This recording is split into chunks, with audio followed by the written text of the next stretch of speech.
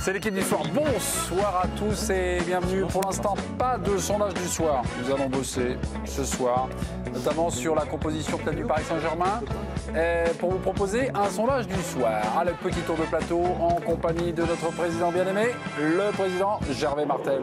Bonsoir, président Martel. Au nord, c'était les corons. La terre, c'était le charbon. Bonsoir, mesdames, messieurs. Suivez la Ligue 2, on arrive. Très bien, ok. Ah, le président en pleine bourre. Le docteur Love est là. Bonsoir Bernard Lyons. Comment ça va? Amitié sportive. Amitié sportive, c'est tout? C'est tout? Toujours deuxième partie. Ouais. Il n'y aura pas parce qu'il y a un prono. Hein, la semaine prochaine. Ouais, la semaine prochaine. Faut que je le fasse en première partie d'émission. De toute façon, vous avez tellement de boulot avec Saint-Etienne qu'en ce moment, les proverbes, ça passe à l'as. Eric Wildermann ou Georges Clounet de l'équipe du soir. C'est vrai qu'on dit Eric Wildermann, mais vous êtes quand même Georges Clounet de l'équipe du soir. On commence par Georges Clounet, quoi. Ouais, voilà. Ça va? Ouais. Il y avait du champagne à la cantine. Ouais, et il y avait du shampoing ce matin? Ouais, ça va pas, mes cheveux? Si, mais c'est hirsute un peu. Non, mais justement, je les ai lavés et ouais, ils ont séché avec le casque. Ah ouais, bah voilà. Ils ont dit que Georges Clooney à Hollywood, on l'appelle Eric Wildermann. Il paraît, ouais. Et les gens ne comprennent pas pourquoi. Ah oui, ça je te On a confirme. expliqué un jour quand même. Ouais. Guillaume Dufy s'apprêtait à parler, mais il est extrêmement discipliné. Bonsoir Guillaume. Bonsoir. Ça va, commissaire? Très très bien. Je suis ravi de voir Gervais en pleine forme. C'est vrai? Oui, parce qu'en mai, je l'ai croisé et ça allait pas très bien. Donc voilà, je suis content. Il est toujours, pleine bourre. Non, ça va pas La soirée des faillots. Non. Ah non, bah, Non, mais ça fait plaisir. Non, mais... Grégory Schneider Même si c'est pas aura sincère. peut-être une amabilité adressée au président de l'équipe du soir. Là, c'est plein à bord, donc on va arrêter, on va aller au... Bonsoir, messieurs, dames. Voilà, très bien. Bravo. Et rappelons le règlement, nous avons donc la nouvelle prison. Si un chroniqueur vous gonfle, c'est pas jaune, hein, c'est directement rouge. Voilà. Il peut pas faire jaune? Non, c'est rouge directement. Voilà, rouge directement. Aulas va virer Silvino. Bon, point d'interrogation. Le grand retour de Jean-Michel Aulas dans le jeu médiatique, c'était ce matin dans le journal d'équipe. Son club bafouille son football. 7 matchs sans victoire, toutes compétitions confondues. Vous voyez ici la défaite contre Nantes samedi à 13h. Avec ce but contre son camp de Marsal, voilà, qui retouche le ballon. Et le grand sujet de l'interview, donc au sujet du tandem Juninho-Silvino, un point sera fait après le derby. Lyon va disputer donc 2 matchs d'ici dimanche.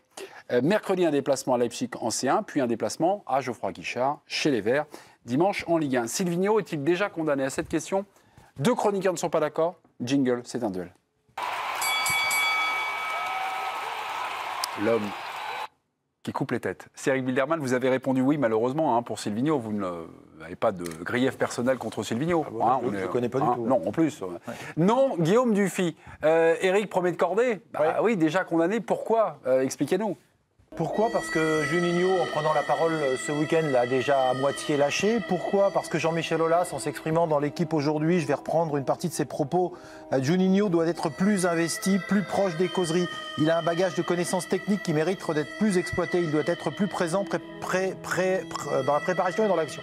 Qu'est-ce qu'il est en train de dire? Il est en train de dire que quelque part, c'est à Juninho de prendre le pouvoir. C'est à Juninho presque de prendre le métier d'entraîneur.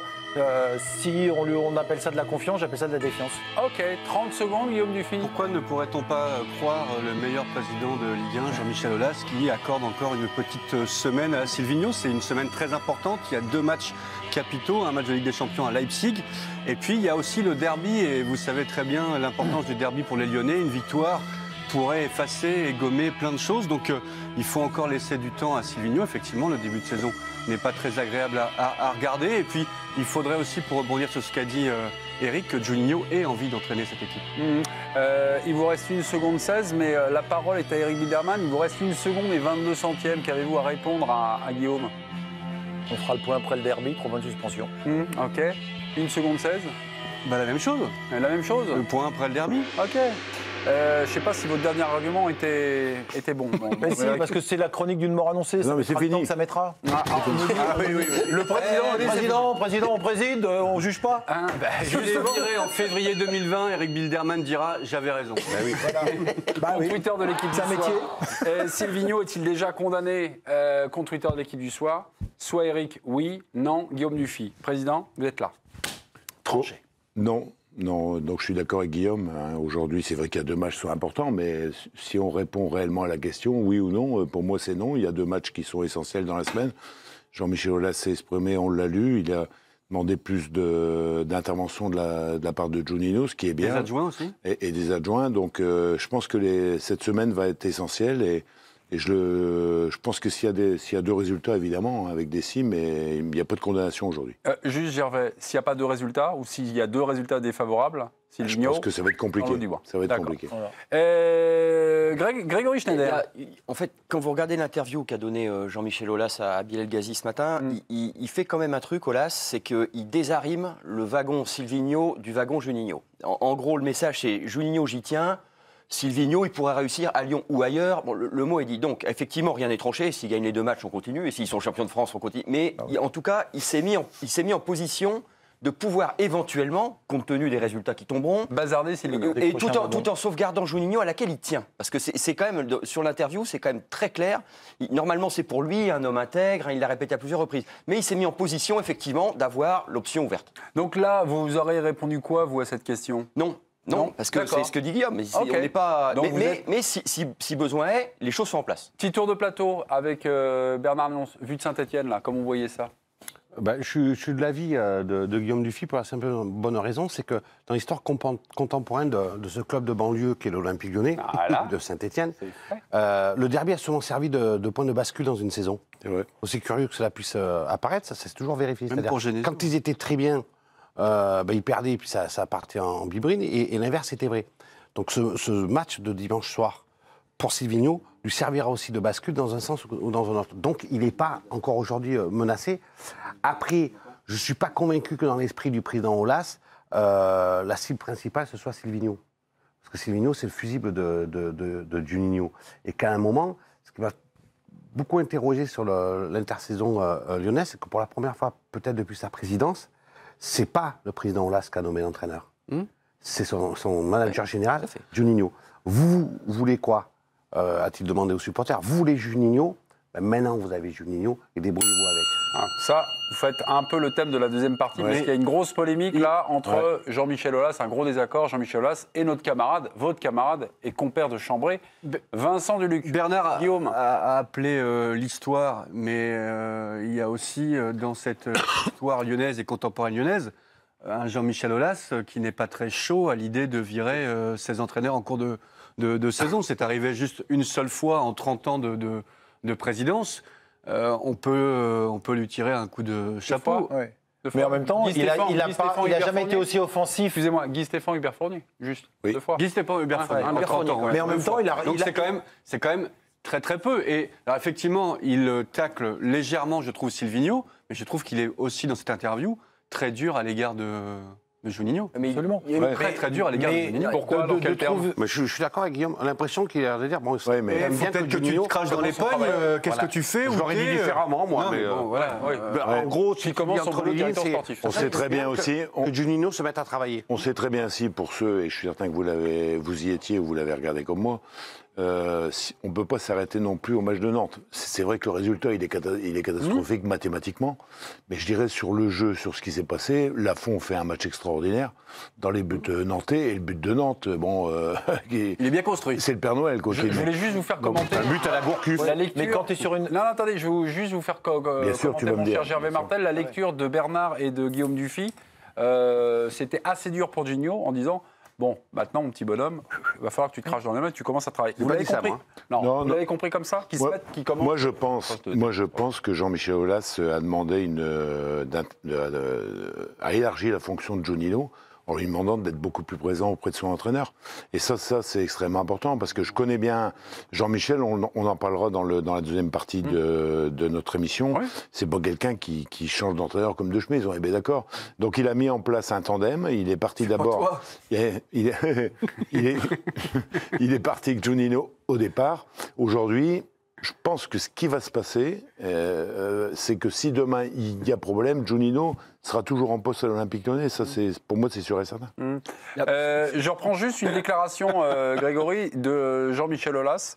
On va les découvrir ensemble. C'était aujourd'hui, donc dans l'équipe. Interview de Bilal Ghazi. Juninho a un bagage de connaissances techniques qui mérite d'être plus exploité. Pour moi, un directeur sportif peut aller jusqu'à donner des conseils autour de la page, voire poser des exigences sur la manière de jouer, les dispositifs ou les consignes C'est la définition d'un manager, d'un entraîneur. un peu à l'anglaise, d'un entraîneur. Même d'un coach. Il a même répété qu'il avait ses diplômes. Non, mais excusez-moi, mais c'était la lecture d'Éric Biederman en disant quand il lit ça, il a l'impression que le rêve de Jean-Michel Aulas, c'est de voir Juninho sur le banc. Moi, je crois pas du tout. Non, Pas du tout. Ah non, pas du tout. Pourquoi? Parce qu'il veut.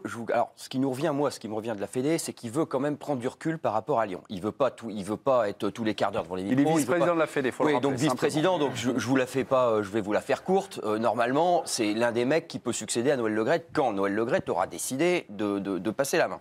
On est sûr de rien. Non, parce qu'il n'a pas exclu l'idée de se représenter. Voilà, tout à fait. Donc c'est quand même.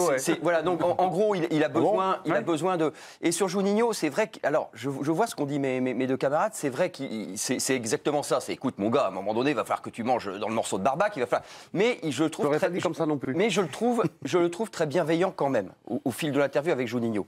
C'est à toi, c'est un homme intègre. Il faut que ce soit lui. Il faut que c'est le mec à la bonne place. Donc en gros, c'est pas de la défiance quand même, messieurs. Ou alors une autre lecture. C'est de la pression. Lecture possible. Tu as choisi Silvino. Tu as choisi Silvino. D'accord, je t'ai écouté. Tu m'as dit qu'il était bon, que c'était un type prometteur et tout. Faut que lui aussi réussisse et se bouge également. Parce que sinon, toi, tu vas y aller. Toi. Il est hors de question que je reprenne un entraîneur, que je recasse c'est pas possible. Mon chéquier. Parce qu'il y a notre constat aussi. Moi, je crois pas. Moi, je crois pas du tout à ce que tu viens de dire. Je crois pas du tout à ce que tu viens de dire. Moi, je crois que Jean-Michel Aulas, aujourd'hui, a pris une décision qui est tout à son honneur de prendre, entre guillemets, un peu de recul sur l'aspect sportif. C'est vrai qu'on l'entend plus, c'est vrai qu'il ne va plus dans les vestiaires. Et il demande... On l'entend. Tu permets, Eric? Mais parce que je permets. Je continue. Attends. Tu pourras t'exprimer. Tu pourras t'exprimer ensuite.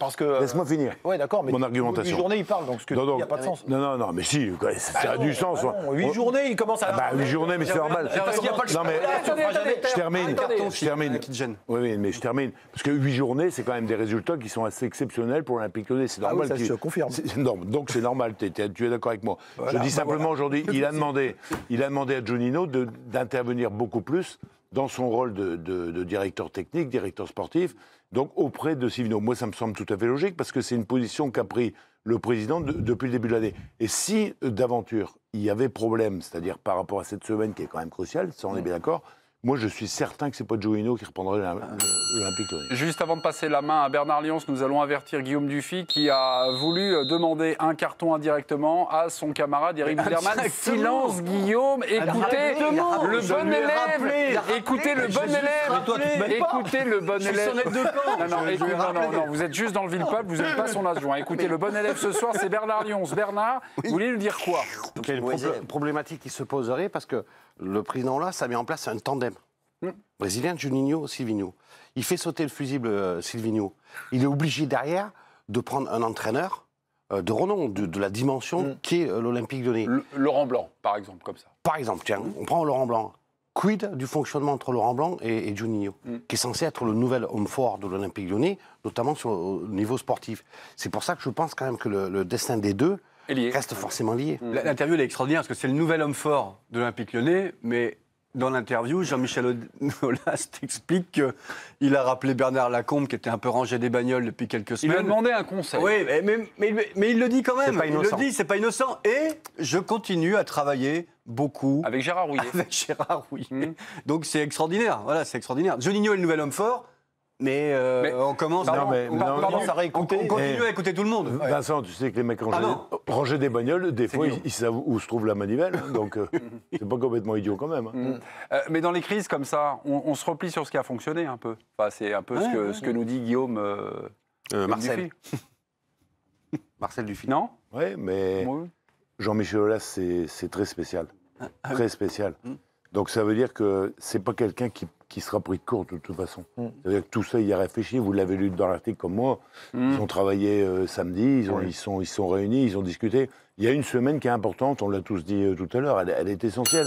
En plus, c'est que le match contre Saint-Etienne, quelle cerise. Pardon, mais il peut se tromper. Des Brésiliens. Il peut se tromper, Jean-Michel Aulas. Il s'est trompé déjà la saison dernière en disant que Genesio allait être reconduit donc le soir du quart de finale contre Rennes. On en parlera de Jean-Michel Aulas et de Vincent Duluc. Nos deux amis se sont un peu fightés, en tout cas n'ont pas la même opinion. Ça nous donnera l'occasion de faire un débat dans la deuxième partie. C'est Aulas qui s'est fighté tout seul quand même. Là. Oui, d'ailleurs, oui. Exactement, puisque Vincent a toujours raison. On est d'accord. Galatasaray contre Paris Saint-Germain. Le résultat du duel, juste avant. Guillaume ou Eric? Ouais, bah voilà. Bah voilà, Silvino, ça sent mauvais, en tout cas pour nos téléspectateurs ce le soir. point du président. Ah, d'accord. C'est le principal. Je suis surpris. Galatasaray contre Paris Saint-Germain, c'est donc demain en Ligue des Champions. On Demande va si ce sondage, il est se pas donner la parole à notre envoyé spécial donc, qui nous attend du côté d'Istanbul, Pierre Niguet. Bonsoir, avez-vous des informations sur la compo? À chaque fois qu'on se voit, je vous pose la même question, vous allez me dire j'ai un gros toc, mais quand même la compo c'est important. Bonsoir Pierre. Et à chaque fois, je suis pas loin de vous la donner, cette composition. Information notamment d'Hugo Delon de l'équipe, corroborée par nos informations. Alors, il n'y avait pas forcément de beaucoup de suspense sur la défense du Paris Saint-Germain. Devant Navas, on va bien retrouver Thiago Silva, le capitaine, avec Presnel Kimpembe, Juan Bernat à gauche, Thomas Meunier à droite. C'est un 4-3-3. Le milieu de terrain est tout simplement le milieu de terrain qui avait écrasé, malaxé le milieu de terrain du Real Madrid lors du 3-0, à savoir Marquinhos en sentinelle, à ses côtés Idrissa Gana Gueye et Marco Verratti, et puis l'attaque sur les côtés, Sarabia, André Di Maria. Probablement que Kylian Mbappé sera titulaire. Allez, il y a peut-être une petite pièce à mettre sur Mauro Icardi, mais le champion du monde français devrait être titulaire. Ne cherchez pas Edinson Cavani, Mémé, il n'a pas fait le voyage, il est resté à Paris. Oui, bien sûr, oui, il n'est pas convoqué dans le groupe, Oui, donc, Pierre. Pierre Niguet n'a pas le 11 de départ. Il n'a pas encore le 11 de départ, mais il commence à nous dire 2-3 petites choses quand même. Hein, Mbappé ou Icardi. Mon cher Il n'a pas encore tout à fait le Il bon a nom. 14 de presque départ. Hein Oui. Pierre, on a beaucoup parlé de l'attaque en conférence de presse, c'est-à-dire Oui, effectivement, les tracas offensifs. Je sais que Bernard a beaucoup écouté cette conférence de presse de Thomas Tuchel en direct sur le site L'Équipe avec Thiago Silva. Voilà. Franchement, on n'était pas loin d'avoir une petite larme à l'œil lorsqu'on a entendu Thomas Tuchel. Le pauvre ne peut pas compter donc sur Cavani, qui n'a plus de douleur, mais qui n'est plus libre dans sa tête. Ce sont les paroles de Thomas Tuchel. Kylian Mbappé va jouer demain, mais pas 90 minutes. C'est une certitude. Soit il commence, soit il rentrera une demi-heure dans le stade bouillant que vous voyez juste derrière moi. Et Mauro Icardi n'aurait que quelques minutes seulement dans les jambes. Alors peut-être que Choupo-Moting pourrait éventuellement aussi dépanner. Voilà, petit tracas offensif du côté de Thomas Tuchel, mais la victoire 3-0 contre le Real Madrid conforte évidemment le Paris Saint-Germain dans son rôle de favori face à une équipe de Galatasaray et qui n'aura bien que le soutien pour faire peur au Paris Saint-Germain demain soir. Merci beaucoup Pierre Niguet, bonne soirée. Donc on se retrouve demain dans l'avant-match et dans l'après-match. Oui, qu'est-ce qu'il y a mon Je dis que c'est très bizarre la confidence de Tourelle concernant Diego Cavani. Et non, Cavani, c'est Diego, puis c'est tout. Edinson Cavani, donc libre. Non, Diego, libre dans sa tête. Oui, libre dans sa tête. À chaque fois que vous faites des jeux de mots, je suis obligé de vous me donner du boulot. C'est terrible. Non, ça ne choque pas ce qu'il a dit. Si, mais on en parle dans la deuxième partie. Oui, ben voilà, je fais du teasing. Ah, d'accord. Info Express à présent. À chaque fois des infos et à chaque fois la même question. Est-ce une info importante ou secondaire? La musique part et l'habillage aussi. Aujourd'hui, Jacques Brunel a confirmé sa liste pour le match de mercredi Coupe du Monde France-États-Unis. Il y aura 12 changements dans la compo des titulaires. Seuls Huget, Ficou et Arthur Ituria sont reconduits. Info importante secondaire. Secondaire parce qu'on a l'info depuis quand même 3-4 jours. Les petits camarades de l'équipe qui sont au Japon, Renaud Bourrel et Alex Bardot avaient balancer cette information. De toute façon, il n'a pas le choix. Dans 4 jours, on rejoue contre les Tongiens. Donc, on est obligé de faire un turnover maximal. Jacques Brunel, la question aujourd'hui en conférence de presse, mais qui butera? Vous avez 3 joueurs, Ramos, Machno et Lopez. La question est très simple, qui butera? Écoutez la réponse du sélectionneur. Il ne sait pas, non? Jacques, il y a 3 buteurs potentiels sur la feuille de match, Machno, Lopez, Ramos. Lequel des 3 butera mercredi? Alors, ils vont choisir, ils sont allés aujourd'hui, ça va être le choix va se faire aujourd'hui, puisqu'ils ont ce matin il y en a déjà qui sont allés buter, cet après-midi il y aura encore du but après l'entraînement et le choix sera fait là. Il n'est pas bien, non? Ce ne sera pas un pilier, visiblement. Rudy Garcia, deuxième. C'est quand même important de savoir qui va buter. C'est quand même.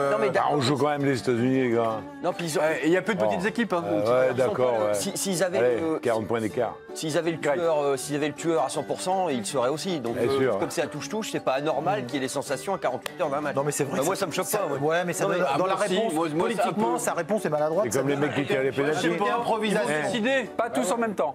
Oui, Eric. Oui, non, je trouve que dans la communication, c'est maladroit. On a la sensation d'une forme d'improvisation, d'une forme de non-maîtrise de son boulot. Messieurs, Gervais. Dans le foot, on désigne souvent les mecs et c'est pas eux qui tirent. Donc, d'accord.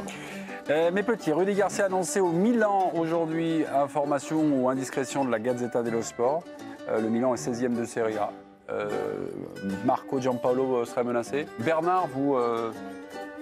c'est une info l'amoureux de la importante parce Serie que A, quand tu vois le nombre d'entraîneurs français en poste dans les grands clubs à l'étranger, voir arriver, revenir plutôt Rudy Garcia en Italie, c'est pas rien, quoi. Puis on parle pas d'un petit club. Hein. Et dans l'équipe du jour, le patron de Ferrari, Mattia Binotto, affirme « C'est un luxe, nous avons la chance d'avoir 2 pilotes fantastiques ». Les 2 pilotes sont bien sûr Charles Leclerc et le petit Vettel. Info importante ou secondaire? Il faut lire le tweet de Eric Bilderman et ça résume tout. Ah bah on a Eric sur le plateau. Bonsoir Eric. Tu pourrais nous lire son tweet? Oui, bonsoir. Non, mais Je sais pas, c'est pas lui qui c'est dramatique. Ferrari, sur les consignes qu'ils ont données en début de course, s'est suicidé. C'est ça ton tweet? Non, c'est pas ça, mais c'est... Tu vois, tu le sais pas. C'est comment Vettel qui doit prendre l'aspiration de Leclerc pour pouvoir doubler Hamilton. Et donc il se retrouve en tête. Et le deal était qu'au bout de 2 ou 3 tours, il fallait qu'il rende la position. Alors déjà, quand vous savez qu'au bout de 4 ou 5 tours, on est déjà dans des consignes de course et on est en train de travestir quelque part le résultat sportif. Et qu'est-ce qui se passe? C'est que Vettel, il prend tellement un bon départ qu'il arrive à faire l'écart, il n'est plus dans l'aspiration et il refuse de rendre la place. Ouais. Et il faut que 20 tours après, on ait des consignes, tout simplement parce qu'on fait changer les pneus à Vettel beaucoup trop tard de manière à ce que son coéquipier repasse devant. Donc qu'est-ce qui se passe? Il a 2 pilotes fantastiques, mais il n'arrive pas à trancher. À un moment donné, le numéro 1, ça doit être logiquement Charles Leclerc, parce que Charles Leclerc est plus vite. Et pour l'instant, il ne tranche pas, donc c'est une boucherie. Ok. Ils ont perdu. On va aller voir Eden Hazard en conférence de presse aujourd'hui à la veille de Real Bruges. Eden Hazard, le Belge, a exprimé ce souhait.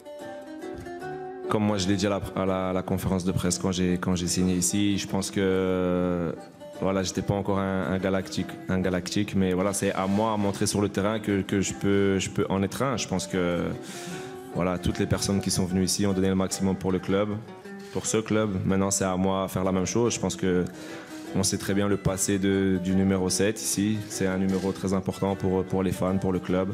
Voilà, à moi à faire en sorte d'être l'un des meilleurs joueurs du monde, tout simplement. Cette Ronaldo, déclaration importante ou Oui, Raoul. importante.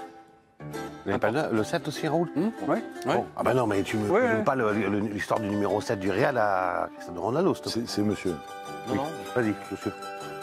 importante. Importante. Ouais, parce qu'il dit je suis pas à la hauteur du club. Et ma carrière n'est pas à la hauteur de ce que le club me demande pour l'instant. Donc il acte publiquement, et en nous l'expliquant dans le blanc des yeux, qu'il doit changer, qu'il doit progresser et qu'il n'est pas d'équerre pour l'instant. C'est pas rien. Ce qu'il a oublié de dire, c'est que tu ne viens pas galactique au Real. Tu viens au Real parce que tu es galactique. Non, alors ça je crois pas. Non mais pour parler de cet exemple-là, parce que c'est intéressant, je pense par exemple qu'un mec comme Modric, qui vient de Tottenham, est devenu galactique au Real Madrid. Ah bon? Merci mes petits. C'est pas Ah, Tottenham Modric, que t'es galactique. Modric, c'est galactique. Bah, si Modric c'est pas un galactique, je sais pas ce que je fais. Les petits, débat chronométré fin. Juste, on n'a pas parlé, le typhon, je n'y ai jamais cru, propos de Jacques Brunel, puisque le typhon qui menaçait la tenue du match Alain Gillot-Pétré. mercredi à Fukuoka devrait finalement épargner cette partie. Les Et puis, meilleurs sur le... Ribéry superstar, hier en Serie A, lors de la victoire de la Fiorentina contre le Milan AC. On finira avec ça, un but et une ovation.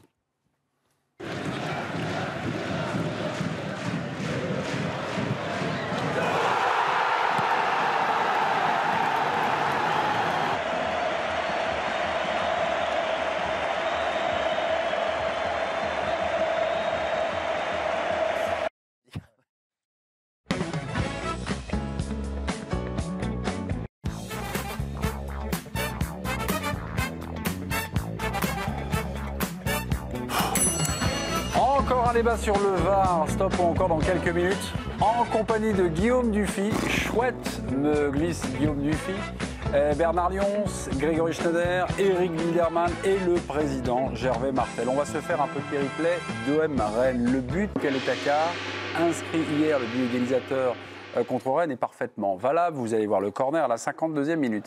Mais le Stade Rennais ne décolère pas. Ce but n'aurait jamais dû être accordé, puisque 30 secondes avant ce corner, regardez, faute de Sanson sur Traoré non sifflé. Problème, le VAR ne pouvait pas intervenir car il y a eu le coup de sifflet du corner. De plus, activer le VAR ne pouvait plus être enclenché car il était en dehors de la procédure. Mais c'est quoi cette procédure?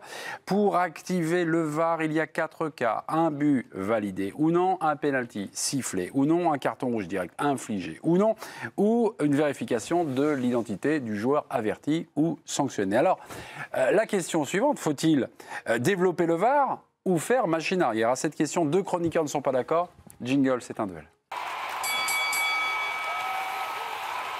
Grégory Schneider, vous êtes un homme du passé et du passif. Faire machine arrière. Bernard Lyons, c'est un développeur de génie. Bernard, vous dites, bah non, maintenant que le VAR est enclenché, il va falloir le développer. Bernard, vous avez 30 secondes, à vous d'exposer votre théorie. Au perdant Bernard Lyons, à vous Bernard. Sur le VAR en ce moment, c'est... Non mais le débat sur le VAR, je sais que je l'ai perdu d'avance. Néanmoins, il n'en reste pas moins une réalité. Contrairement à Grégory Schneider, je ne suis pas un vieux réac. Je ne suis pas contre le progrès.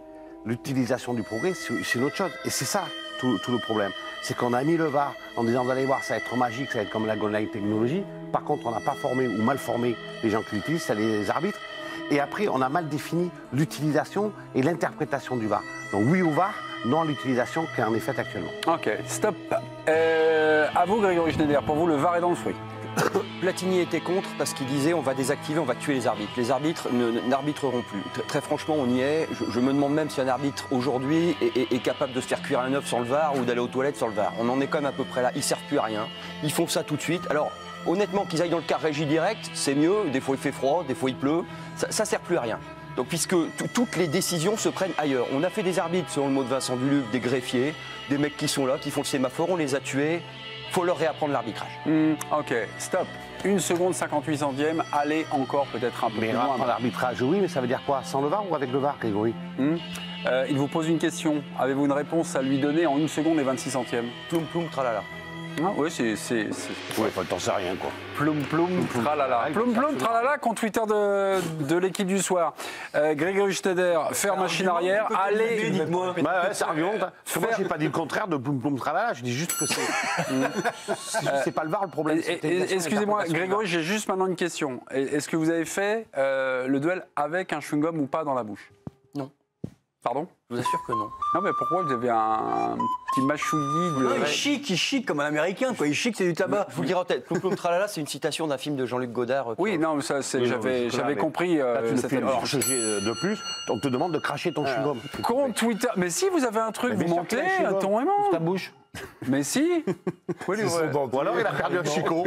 Ou alors il a perdu un chicot pendant le derby. Je suis mon gentil. Ah, imitation de Valéry Giscard d'Estaing. Bravo. Compte Twitter de l'équipe du soir, plutôt Bernard, plutôt Greg. Président, c'est à vous. Écoutez, Greg, t'es souvent brillant, mais là, t'as été particulièrement médiocre. Je n'ai pas compris. On t'a posé une question, tu n'as pas répondu. Donc je suis désolé, je vais voter Bernard Lyons. pour Bernard parce que tu n'as pas répondu à la question. Le point du président pour Bernard Lyons. Faut-il développer le VAR ou faire machine arrière? Est-ce qu'il faut finalement développer le VAR et faire du tout VAR finalement? Non, il faut faire machine arrière, puisqu'aujourd'hui, on a un outil que les hommes ne maîtrisent pas. Donc, c'est ce que tu voulais dire. On va...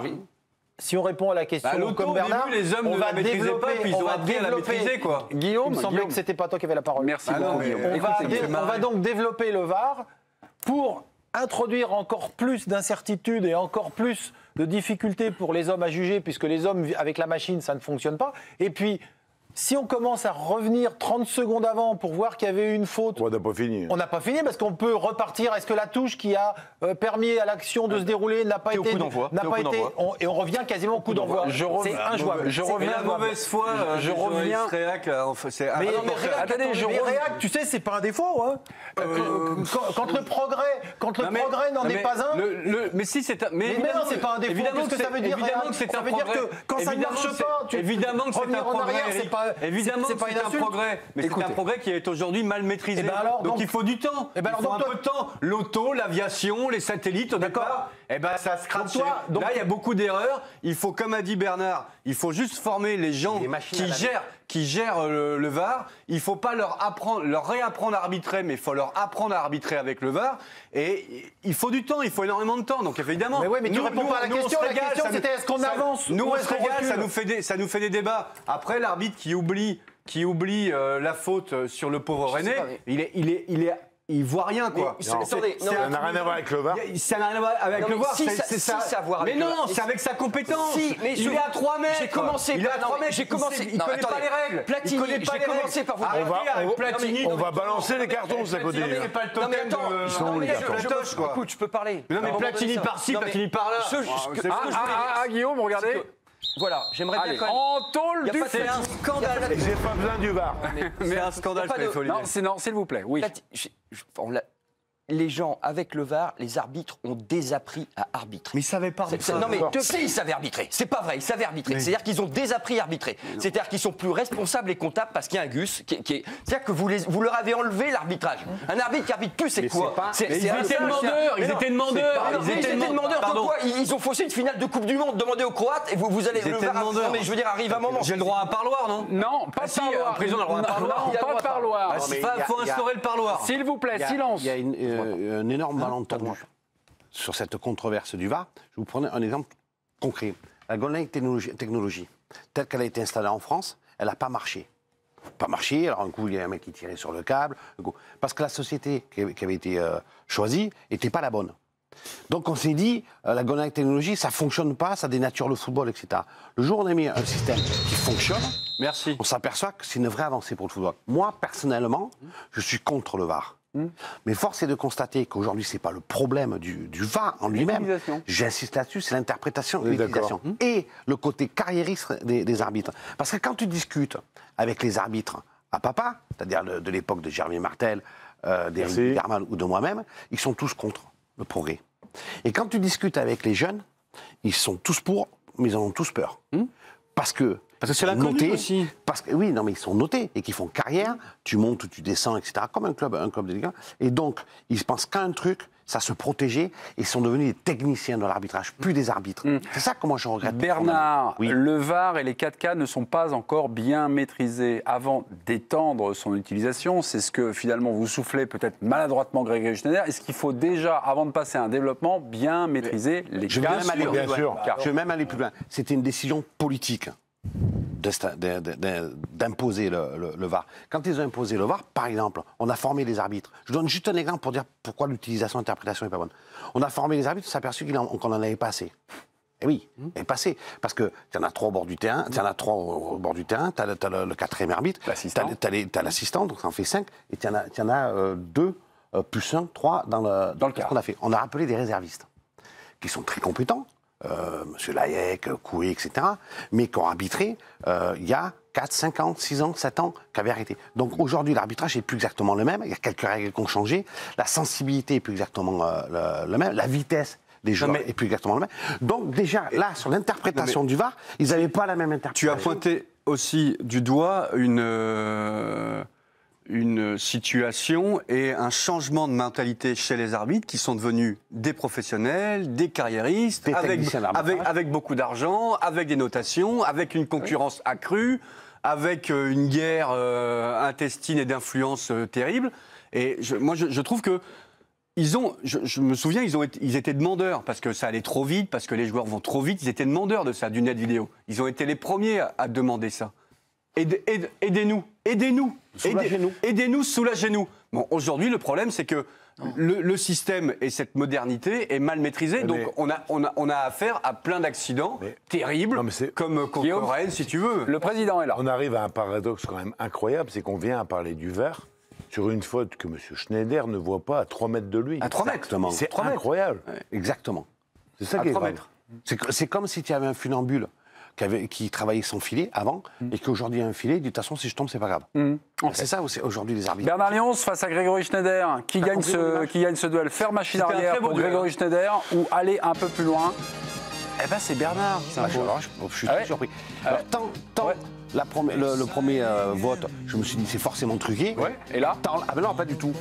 Je suis très surpris quand même, mais c'est pas du tout truqué. C'est une bonne émission qui gagne en qualité. Mandanda de retour en bleu. Mandanda a sauvé le match nul hier contre Rennes en réalisant une double parade contre Adrien Hunou à la 86e minute.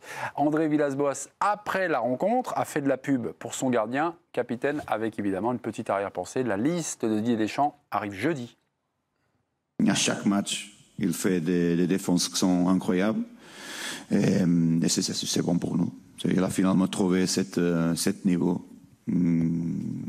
Alors ça c'est bon pour l'équipe. Je ne sais pas, mais il mérite cet appel à la sélection de France. Je pense que ça c'est comment est-ce qu'on dit, l'objectif final quand tu es à ce type de niveau. Eh bien, André Villas-Boas nous offre cette question. Est-ce que ce serait donc une erreur de ne pas rappeler Steve Mandanda en bleu jeudi prochain? Habillage à l'américaine et on y va. Président, promet de cordée, oui ou non? Ce serait une erreur de ne pas le rappeler, oui. Ok. Eric Bilderman, oui ou non? Petite erreur, mais c'est pas essentiel. Non, c'est pas essentiel. Greg, oui ou non? Non, ce ne serait pas une erreur. Ce serait pas une erreur. Guillaume Dufy, oui ou non? Ce serait pas une erreur. Ce serait pas une erreur, ok. Bernard? Non, Cardédé ne commet jamais d'erreur. Ah, d'accord. Gervais Martel? L'argument, il est très simple. Aujourd'hui, on a, et je l'ai eu chez moi, je le connais bien, un aréologue qui, malheureusement, n'a pas de temps de jeu. Et aujourd'hui, on a Mandanda qui est quand même, il faut reconnaître, hein, même si tu doutes sur les 2 arrêts, tu nous disais ça tout à l'heure, Guillaume, qui est fantastique depuis le début de la saison. Et moi, j'ai toujours beaucoup de respect pour les gens qui se remettent en cause. Il a fait une saison médiocre la saison dernière. Il a fait des efforts sur lui-même exceptionnels. Et c'est redevenu le grand Mandanda que j'ai eu la chance de connaître en équipe de France dans les années 2008-2010. Il est revenu au plus haut niveau. Donc, s'il est revenu au plus haut niveau, il doit être dans les 3. Après, moi, où tu as totalement raison, c'est sur la remise en cause du joueur. Moi-même, ici, j'avais dit à plusieurs reprises que Marseille devait absolument recruter un gardien, parce que je trouvais que Mandanda était en fin de carrière, qu'il était trop souvent blessé, et quand on est régulièrement pété musculairement, c'est très mauvais signe. Après, c'est un autre Mandanda, c'est un autre joueur. Il a perdu 10 kilos, il a perdu 10 ans, il est fantastique. Regardez le avant-après, Steve Mandanda. Avant, après, 10 kilos en moins. Photo, montage en compagnie, donc vous voyez, de Steve Mandanda. Avant, c'était en rouge. Et après, évidemment, c'est à droite de l'écran, 10 kilos en moins. Ouais. Ça vous offre peut-être une réflexion sur la suite, sur la gestion de sa carrière. C'est dommage. Sur la performance, si vous regardez la performance, effectivement, il mérite d'être dans les 3. C'est l'un des 3 meilleurs gardiens français, il n'y a rien à dire. Mais c'est pas la seule chose. C'est le premier note de l'équipe. Non, mais c'est pas c'est pas la seule chose à paramétrer, me semble-t-il. C'est-à-dire qu'il faut quand même préparer d'autres gardiens, il faut préparer l'avenir. Donc non mais c'est pour ça que Maignan est là, c'est pour ça que je sais bien. Non mais Buffon, il était préparé à 20 ans, jusqu'à quel âge il a joué? Attendez, arrêtez. Si je suis gardien. Non mais on verra. Si Mandanda n'est pas dans les 3, ça veut dire que Deschamps a paramétré autre chose que la performance. Et ça fait partie de son job. Ce serait pas un scandale. Non, mais je n'ai pas dit ça non plus. Hein. Tu es obligé à un moment donné de mettre Maignan dans le coup, tu es obligé de mettre Areola, tu es obligé de penser à autre chose que la performance. Et le compte. Oui, voilà. Donc je suis après, on parle de très haut niveau. Là, on parle de l'équipe de France. Top niveau. Tu prends les meilleurs. Je veux dire, si Mandanda, il est meilleur que les autres, bien sûr qu'il mérite d'y aller. Mais le problème, c'est que le compte, qui a changé un peu de dimension en allant à Monaco, on ne peut pas dire qu'il a fait un début de saison exceptionnel. Après, il y a Maignan. Et puis derrière, je suis désolé, Areola, Gervais a expliqué sa situation un peu bizarroïde. Mais derrière, tu n'as pas une génération de gardiens qui arrive, qui pousse et qui te met les autres dehors. Parce que c'est la logique du sport de haut niveau. Et t'inquiète pas que si Mandanda, même à revenir à son niveau, derrière, il y avait 2 jeunes qui poussaient. Oui, on est d'accord. Comme Donnarumma en Italie ou autre. Non, mais ça, c'est comme ça. Donnarumma, on peut. Après, moi, je pense que. Non, mais quand il est venu en sélection, c'était pour prendre la place de Buffon. C'est la loi du sport de haut niveau. Et aujourd'hui, je suis désolé, mais la porte, elle est encore grandement ouverte pour Mandanda, parce qu'il n'y a pas de gardien, il n'y a pas au moins 2 jeunes meilleurs que lui aujourd'hui. Guillaume, je vous coupe, mais j'ai une image à vous faire commenter. Hier, on a commencé le sujet avec la double parade à la 86e minute sur Adrien Hunou. Pour vous, ça prouve qu'il est redevenu ce qu'il était. Quel sens ça a donné à cette double parade? Le premier arrêt, je trouve qu'il est pas compliqué à réaliser. C'est sur lui, ça va très vite. Mais voilà. La vitesse à laquelle c'est là où il s'est relevé, où il va très très vite et où il a marqué les esprits, c'est quand il se relève. Exactement. Il va à 100 à l'heure, il a un jump de dingue, ce qu'il n'était plus capable de faire parce qu'il mettait 10 kilos beaucoup trop de temps. Et ensuite, il va très vite et il a un réflexe de dingue, la main et ferme et tout. Et fais-moi C'est confiance, pas le premier Guillaume. arrêt pour moi. Quand tu as Le 10 deuxième kilos est de moins, fantastique. c'est plus facile. Comment? Fais-moi confiance, quand tu as 10 kilos de moins, c'est plus facile. Je commence à comprendre ce que tu es en train de dire. Grégory Schneider. Merci. J'ai eu l'impression que quand Deschamps prenait certains des gardiens qui sont venus depuis, Maignan quand il l'a pris, Lecomte ou Areola, il leur a fait un peu crédit. C'est-à-dire qu'ils n'avaient pas forcément le niveau international, mais son job était un peu de les mettre dans des conditions maximum, de leur faire prendre un peu la température. Islande-Turquie, c'est les prochains matchs. Ce que je veux dire, c'est qu'il faut... Islande-Turquie. Enfin, si ça, non, je ne suis pas d'accord avec toi. Non, mais d'accord, mais à un moment donné, son boulot, c'est aussi de faire grandir les gens. Il a fait grandir Griezmann, Non, mais Griezmann n'a pas toujours été le joueur dominant qu'il a été lors de la dernière Coupe du Monde. C'est-à-dire qu'à un moment donné, tu dois quand même aligner une ligne de crédit au mec. Grégory, moi, j'ai juste une question. Pourquoi il ne le prend pas en septembre? Quoi? Pourquoi il ne le prend pas en septembre? Parce que c'est il y a 3 semaines, hein. Il ne le prend pas. Il attendait de confirmer. Il fait déjà une super. Excusez-moi, on a la réponse. Didier Deschamps en conférence de presse. C'était le 29 août dernier. Didier Deschamps expliquait pourquoi il zappait Steve Mandanda. On l'écoute. Je suis content et heureux pour lui de le revoir à un bon niveau, avec un physique de sportif de haut niveau aussi. Je fais le choix de la continuité par rapport à ce que j'ai fait au mois de juin. Je ne sais pas quelle sera la situation, parce qu'il faut quand même que je me projette par rapport dans un an, mais dans un mois ça peut être différent. Un choix peut-être d'avenir de ne pas convoquer Steve Mandanda. Les petits... Non, on peut comprendre l'inverse aussi, attention. Hein. Oui. Non, mais là où je ne suis pas d'accord avec l'analyse de Grégory Schneider... Ce sera le mot de la fin, Bernard Lyon. Il est là pour préparer l'avenir. Il n'y a aucun état d'âme. C'est un entraîneur de très très haut niveau Didier Deschamps. Il va prendre les meilleurs au bon moment. Et je peux te garantir que quand il y avait cette salade, quand on disait que 2014, la Coupe du Monde, c'est préparé l'Euro 2016. Regarde combien de joueurs sont passés à la trappe. Regarde de 2016 à 2018, combien de joueurs sont passés à la trappe. En 2018, en 2020, il n'aura aucun état d'âme. Il prendra les meilleurs. Et si Mandanda il est meilleur, ne t'en déplaise, Grégory Schneider, il prendra Mandanda. Bonne intervention. Ligue 1 Express, nous allons surfer sur la 8e journée de Ligue 1 qui s'est déroulée ce week-end en 5 minutes chrono. Tiens, on fait une pause à Bordeaux, où Neymar a parlé des supporters du Paris Saint-Germain. On y va. Je suis très heureux de pouvoir aider le PSG. Ça va mieux avec les supporters. C'est comme avec ta copine. Un moment, tu es mal. Mais avec des câlins et beaucoup d'amour, ça va mieux. Je suis là pour donner ma vie au PSG. Mon but, c'est d'aider mon club, de continuer à marquer des buts. Un spécialiste des problèmes de couple, Guillaume Dufy, bonsoir. Non, mais ça me fait marrer qu'il choisisse cette comparaison avec sa copine. Vous avez parfois des images qui sont aussi maladroites, je veux dire. Non, mais elle est malvenue de son actualité récente. Franchement, moi, je veux plus parler de ses conférences de presse ou de ses points presse. D'ailleurs, il passe beaucoup en ce moment. Je veux parler que du joueur. Le reste m'intéresse pas. Ok, on voulait bien parler du mec, quoi. C'est quand même assez cynique de prendre les gens pour des buses dans ces proportions. Voilà. Ok, Islam Slimani est impliqué sur 9 buts depuis son arrivée à Monaco. 4 buts, 5 passes décisives lors de ses 5 premiers matchs en Ligue 1. Jardim sauvé. Est-ce que c'est grâce à Slimani? Est-ce que vous tiriez des conclusions comme ça? En grande partie, je trouve. C'est-à-dire que c'est quand même l'impact player, c'est le joueur décisif à la fois dans les passes, les avant-dernières, les dernières, face au but.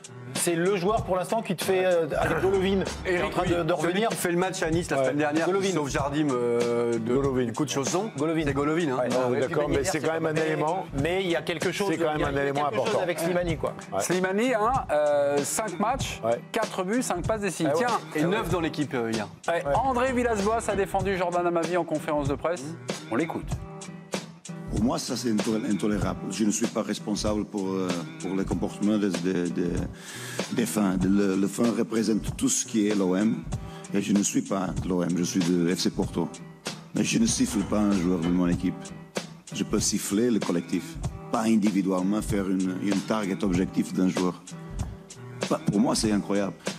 Mais tu tues un joueur comme ça. J'ai pas apprécié les sifflets donc pour Amavi. Il est démago ou pas? Oui, bon. C'est très important. C'est top, il est bon. Ils sont courts en effectif. Il a pas, quand il était à Porto, il avait 70 pros, tu peux tuer les mecs, tu t'en fous. Mais là, non. Ils sont courts en effectif, il n'y a personne derrière. Donc chaque joueur doit être soigné, doit être protégé. Il a été très bon. Voilà, moi, j'ai plutôt entendu souvent dans l'histoire du foot français un entraîneur qui dit ouais, mais les supporters.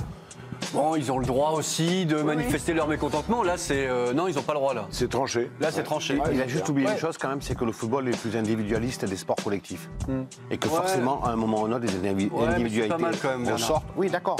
mais que les individualités ressortent et que les gens qui sont abonnés au Vélodrome et qui voient systématiquement le jour. Il est bien dans ma vie. Il est bien dans son rôle, dans son job. Hein, oui, d'accord. Mais qui d'autre, Bernard? Qui d'autre? Il y a un moment donné. En tout cas, sur cette rencontre, Jordan Amavi avait été sorti à la pause, non pas par les supporters, mais par le coach AVB. Juste un petit express, la transfert d'Emiliano Sala. La FIFA demande à Cardiff de régler le premier acompte de 6 millions d'euros, donc c'est soulagement pour l'FC Nantes. Non, pas soulagement parce que nos amis de Cardiff peuvent saisir le fameux TAS, le tribunal arbitral du sport. Et ça peut prendre encore des mois, des semaines, voilà. J'ai bien insisté sur le c'est une décision cohérente. À partir du moment où il était joueur de Cardiff, je trouve que la position de Cardiff n'est pas tenable juridiquement. Non. Et c'est pas tenable. Elle n'est pas tenable, donc ils jouent la montre, Cardiff, c'est tout ce qu'ils font. Tu connais le tribunal arbitral du sport aussi. Mais petit Olivier Létang, le président du Stade Rennais, sur la nomination de Franck Schneider pour le match OM Rennes. Il n'a pas apprécié. Écoutez. Et pour être totalement transparent avec vous, j'avais écrit à M. Garibian avant le match. Parce que ceux qui sont rennais connaissent l'historique de M. Schneider avec le Stade Rennais. Et donc j'ai trouvé, moi, assez surprenant que pour un match comme celui-là, au Stade Vélodrome, que M. Schneider soit l'arbitre de la rencontre. Et j'avais écrit à M. Garibian en l'alertant avant la rencontre. Malheureusement, j'ai eu raison, puisque tout le monde a vu qu'il y avait un pénalty qui n'a pas été sifflé. On ne sait pas pourquoi la VAR n'a pas été utilisée. Donc de nouveau, encore une fois, pour faire avancer le débat, j'invite M. Garibian à venir nous expliquer et surtout à venir expliquer aux acteurs, parce qu'aujourd'hui c'est un capharnaüm et plus personne ne comprend absolument plus rien. Eh bien, Pascal Garibian a répondu en fin d'après-midi à Étienne Moitié. À aucun moment un club ne peut récuser un arbitre, c'est complètement interdit, prohibé. Le fichage des arbitres par les clubs, ça existe ou pas? Gervais, merci. Je ne vais pas dire fichage, mais on avait quand même nos préférences ou nos têtes. Oui. D'accord. À partir de là, ce qu'il dit quand même, c'est vrai que bon, il a peut-être le tort de le dire tout de suite après le match, c'est un peu dans le feu de l'action, etc. Mais enfin, il ne dit pas que des bêtises, parce que Schneider, quand même, il a été. Je ne sais pas quelle note vous l'avez mis à l'équipe ce matin, mais c'était pas terrible. Ils en ont marre parce que ça fait 3-4 fois, donc ils sont tous montés au front hier pour dire bon, pour mettre un peu de pression pour les prochains. Mais en tout cas, tous les clubs ont leurs arbitres, ont leur tête. On leur tête, ouais, on leur tête, ça veut dire qu'on est. Puis après, on est superstitieux. Ça veut dire que quand on jouait, moi, avec tel ou tel arbitre, je savais que ça allait plutôt bien se passer. Franck Schneider, Craig, 3 dans l'équipe. Printemps harcelé dans l'article du jour de l'équipe, rédigé par notre docteur Love d'Amour, Bernard Lyons. Ce printemps va sortir de l'arène. On apprend que les dirigeants des Verts cherchent tous les prétextes pour virer Ghislain Printemps pour faute grave. Le mobile, c'est de faire partir le coach sans lui verser la moindre somme d'argent. Alors vouloir virer Printemps pour faute grave, est-ce que c'est honteux ou est-ce que c'est de bonne guerre? Habillage à l'américaine, nous on y retourne les petits. Honteux ou de bonne guerre? Gervais, honteux ou de bonne guerre? Honteux. Oh, honteux, d'accord. Honteux ou de bonne guerre? Honteux. Honteux. Greg? Pareil. Pareil. Guillaume? Dégueulasse. Dégueulasse. Oui, Bernard. Contrat, ça veut dire honteux. Bernard, parle de Saint-Etienne. Honteux? Dégueulasse? Non, mais alors j'ai eu le président Roland Romeillet au téléphone, le président du directoire de la Saint-Etienne, juste avant l'émission, qui m'a appelé pour me féliciter pour mes papiers. Oui. Pour la bonne année. Il est en avance. Tes vœux pour la bonne année. Et donc du coup, lui, il m'a certifié que, en fait, c'était par pur hasard que Maître Martin, l'avocat historique du club, était à l'hôtel. Oui. Parce qu'il était dans sa maison de secondaire à Avignon. Et qui ne vient jamais voir les Verts ou très très peu à l'extérieur. Pure coïncidence. Était là. Et quand ils sont arrivés de leur promenade, ils sont tombés nez à nez avec l'avocat du club et le président Romeillet qui a fait la surprise. Alors, évidemment, c'était une formidable surprise pour Printemps. Alors après, chacun pense ce qu'il veut de la volonté de nuire ou de pas nuire. En tout état de cause, c'est quand même déjà une erreur de communication. C'était pas le meilleur moyen pour mettre le groupe, les joueurs et le staff technique dans les meilleures conditions pour préparer un match qui était très compliqué parce que les Verts étaient derniers au coup d'envoi de ce match-là. Yes. Un très incroyable ou autre. Et après, peu importe. On est dans un état de droit. Il n'y a pas de patron voyou. Je veux dire, il a mis un bazooka sur la tête de personne, Ghislain Printemps, pour signer ce contrat. Quand ils ont signé un contrat de 6 mois, de 2 ans, le 6 juin dernier, ils savaient, je parle sous contrôle de Germain Martel, que bon, ils étaient persuadés que ça fonctionne fonctionne pas comme ils voulaient. Eh ben, on se sépare, on divorce d'avec ton salarié et tu lui payes ce qu'il doit. C'est pas parce que, je suis désolé, mais les dirigeants stéphanois n'ont pas fait un cadeau à Ghislain Printemps en lui offrant le poste, il n'a pas à leur faire des cadeaux en partant. Je dis, on est dans un pays de droit. Comme on dit, L'ardoise, pour solder les comptes de Ghislain Printemps, donc c'est 1,6 million d'euros. C'est bien ça? C'est ce que j'ai lu. Un petit peu. Alors après, il y a du fixe, il y a des primes de classement, etc., etc. Mais au bas mot, oui, ça sera dans autour de 1 million d'euros. Hein. Vous avez été dans cette position-là, mon cher Gervais, de virer un entraîneur en cours de saison? Parce que c'est des décisions d'abord qu'on ne prend pas de gaieté de cœur, et deuxièmement, à un moment donné, on parle toujours de fusible, mais c'est la réalité. Quand on sent que ça ne marche plus, etc., on se dit toujours, il faut séparer l'entraîneur, ça ira peut-être mieux. Et faute grave. Attends, je finis. Toujours est-il que faute grave, ça, c'est des conneries, ça. Il n'y a personne qui te force à prendre un entraîneur. Ça veut dire que tu dois assumer. Ça veut dire que si à un moment tu dis mon entraîneur, je ne le garde pas, que tu discutes avec lui pour le payer en 3 fois ou 4 fois ce que tu lui dois. Mais moi, j'ai toujours respecté ma parole. J'ai beaucoup de défauts, mais ce truc-là, j'ai toujours respecté. C'est dégueulasse, mais est-ce que c'est de bonne guerre? Mais non, pourquoi de bonne guerre? Ça veut dire quoi? Au sens où on fait... Bernard, excusez-moi, on fait traîner l'affaire, conciliation, prud'homme, choses comme ça, et finalement, donc, le 1,6 million ils vont payer plus cher. Ils vont payer après l'exercice comptable de la saison, de cette saison-là. Donc finalement, c'est reculé pour mieux sauter. Tu es Saint-Etienne, tu es un grand club, tu es dernier du classement, mais tu fais profil bas, tu te dépêches de régler cette histoire-là, tu en prends un autre, tu t'es planté. Évidemment, tu t'es gravement planté. Il y a plein de gens qui leur ont dit que ce n'était pas la solution idoine de prendre Printemps, une solution de facilité peut-être. Tu t'es planté, t'assumes tes conneries, tu fais ton chèque, tu fermes le lien. T'en ouvres un autre. La description par Bernard ce matin dans son papier de l'ambiance et de ce que vit Ghislain Printemps, où les dirigeants l'évitent, ne lui parlent plus, mais c'est profondément dégueulasse. Avez-vous sauvé votre tête avec cette victoire à Nîmes? Question directe posée en conférence de presse à Ghislain Printemps. Écoutez-le. Je ne peux pas vous dire, j'en ai parlé hier, je sais que cette question, elle revient. Ce que je peux vous dire, c'est que c'est pas facile à vivre pour tout le monde. Après, moi, c'est mon métier. J'ai fait 8 matchs, j'ai essayé d'y mettre toute mon énergie. Si on juge que c'est insuffisant, ben on jugera que c'est insuffisant. Donc pour succéder à Printemps, Bernard Lyons, il y aurait Claude Puel, pour l'instant c'est encore à mettre au conditionnel, peut-être Antoine Kombouaré, et puis une troisième solution. Est-ce que, c'est le retour, cette troisième solution, ce serait quoi? Le retour de Gasset ou le statu quo avec Printemps, Bernard?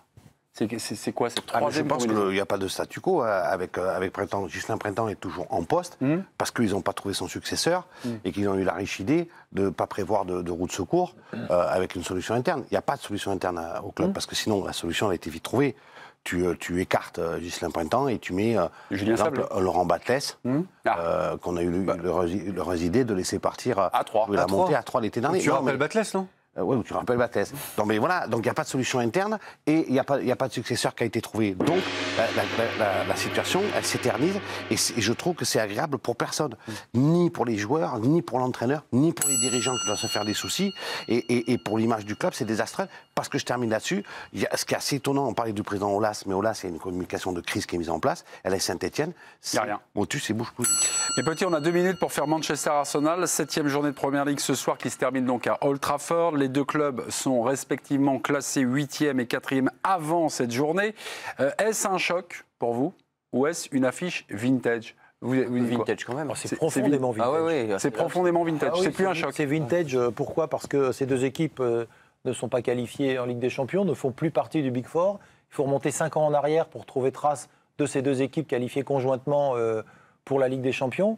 Parce que le départ de Sir Alex Ferguson n'a jamais été une réussite.